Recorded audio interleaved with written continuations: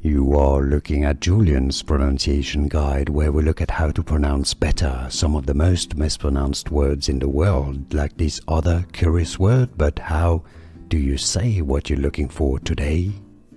Word pronunciation. How to pronounce in English. British English and American English pronunciations are similar. If you want to learn more confusing vocabulary in English, stay tuned. I've got more videos you'll want to learn from English pronunciation. Effulgent, effulgent, effulgent. Some may say a bit more as effulgent or effulgent. It's normally effulgent, it's an E sound, but if you say effulgent, that's kind of fine too. And now you know. Here are more videos on how to pronounce more confusing words and names too many mispronounced. Like this video if you found it useful. I appreciate your support. I'll see you soon and thanks for watching.